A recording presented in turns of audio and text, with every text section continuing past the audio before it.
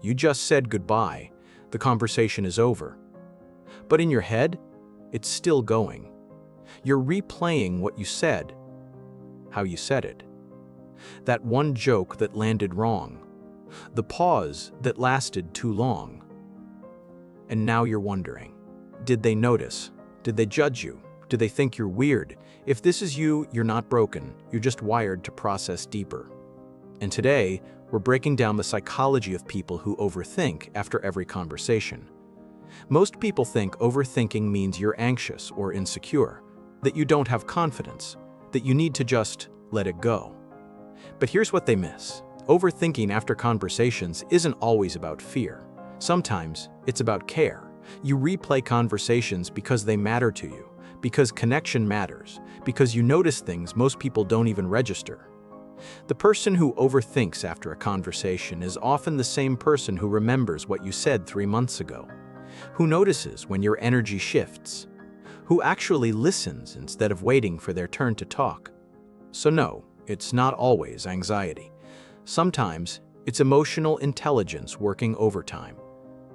So why does this happen? Let's start with your brain. When you have a conversation, your brain is doing multiple things at once. It's reading facial expressions, tone of voice, body language, word choice. And for some people, this processing doesn't stop when the conversation ends. Psychologists call this rumination. It's when your brain keeps analyzing an event, searching for meaning or mistakes. And here's the thing. People who overthink conversations often have higher levels of self-awareness. They're more attuned to social cues, more sensitive to how their words might land. This is linked to something called rejection sensitivity. Not because you were rejected as a child necessarily, but because your nervous system is wired to detect even small signs of disconnection. Think of it like this. Some people have a smoke detector that only goes off during a fire. You have one that goes off when someone burns toast 3 houses away. It's not broken, it's just highly sensitive. Now, there's another layer. Overthinking after conversations often involves something called counterfactual thinking. That's when your brain generates alternate versions of what happened. I should have said this. I shouldn't have mentioned that. If I had just paused there, it would have been better. Your brain is running simulations, trying to learn and improve for next time. This actually shows cognitive flexibility. Your brain can imagine multiple outcomes. That's not a flaw. That's intelligence. But here's where it gets tricky. When you replay a conversation too much, you stop seeing what actually happened. You start seeing a distorted version. The pause that felt like 10 seconds? It was 2. The joke that bombed? They probably forgot it already. The awkward moment? Only awkward to you. This is called the spotlight effect. You think people are paying way more attention to you than they actually are. Spoiler, they're too busy overthinking their own conversations. So let's talk about when this is healthy and when it's not. Healthy reflection looks like this. You replay the conversation once or twice. You notice patterns. Maybe you interrupted too much. Maybe you didn't ask enough questions. You learn from it, then you move on. This is growth. This is emotional intelligence in action. Unhealthy rumination looks like this. You replay the conversation for hours, days, weeks. You catastrophize. You assume the worst. You spiral into shame. You start avoiding conversations altogether because the aftermath feels too heavy. You text them later to clarify something that didn't even need clarifying. This isn't learning anymore. This is punishment. And the difference comes down to one question. Is this reflection helping you connect better, or is it keeping you disconnected from yourself? Because here's the truth. Most people are not analyzing your conversations the way you are. They're not sitting at home dissecting your word choice. They're not replaying that moment you stumbled over a sentence. They've already moved on. And that's not because they don't care. It's because their brain isn't wired to process that deeply. But yours is. And that's both a gift and a burden. The gift?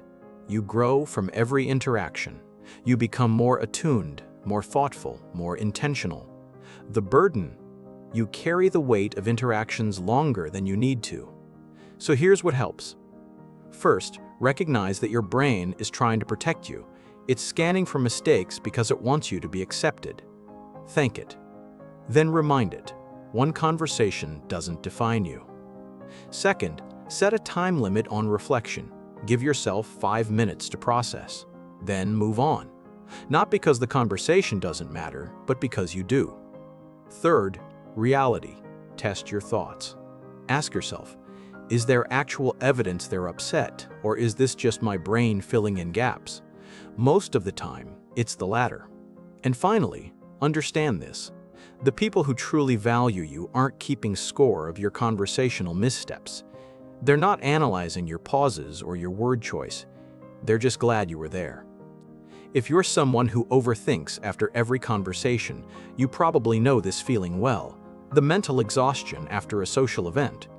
Not because the event was bad, but because your brain stayed on even after you left.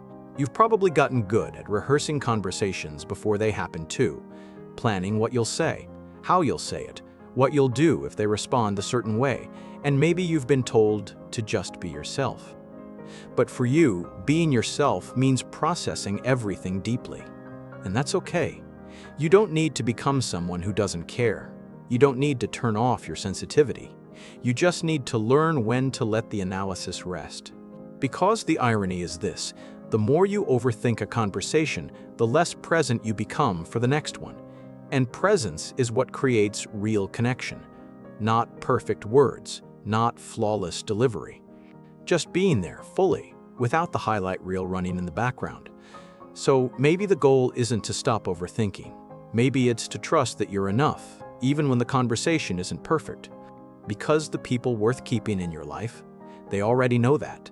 If you enjoy understanding human behavior without judgment, subscribe. You're in the right place.